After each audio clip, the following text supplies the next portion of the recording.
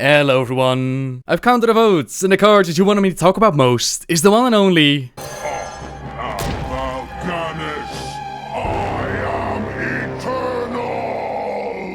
I love it. When you pick a card with some actual story behind it, makes my job so much easier. Let's talk about this turtle, shall we? Mal'Ganis is part of the race of vampiric demons called the ner'zhul or the Dreadlords. They come from the Twisted Nether, a realm outside the borders of the physical universe, where energies and beings they sometimes force their way into the physical world.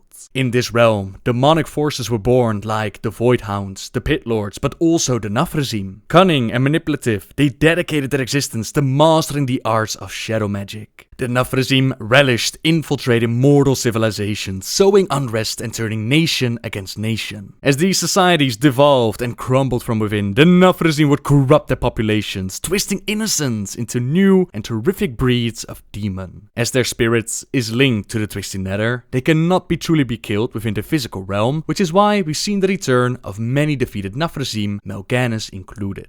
The first time that Mal'Ganis entered the story was during Warcraft 3. The Lich King was sent to Azeroth by kil'jaeden to weaken the world and get it ready for another Legion invasion. To this end, the Cult of the Damned, led by Kel'Thuzad, had been spreading the plague across Lordaeron, killing its citizens and turning them into the undead. Young Prince Arthas, together with Jaina Proudmoore and Uther the Lightbringer, they did their very best to investigate what was going on and put a stop to it. They even brought down Kel'Thuzad himself, but plans beyond the comprehension were set in motion. The Lich King wanted to turn the Holy Prince to the dark side, and Mal'Ganis was sent to taunt the prince and place him on the right track.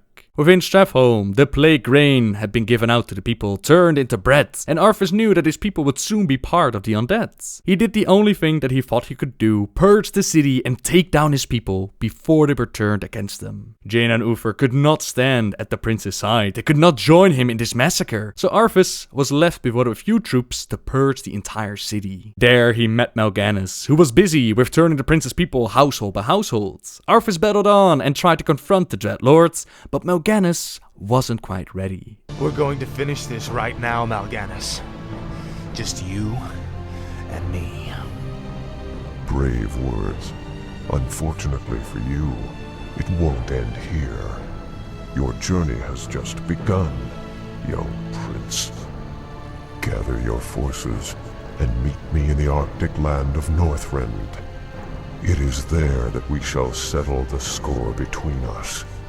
It is there that your true destiny will unfold. In the cold lands of Northrend, Arthas found the Runeblade Frostmourne, and upon picking it up, he sacrificed a piece of his soul. Mal'Ganis thought that their plans had worked out, that Arthas was now part of their dark team, but the Lich King had other plans in mind. He didn't like working for kil'jaeden and the Dreadlords or even the Legion, and he wanted to merge with Arthas and break out of his prison. First though, the prince was to be rewarded for his sacrifice, granted what he wanted most, and he got his revenge. You hear the voice of the Dark Lord.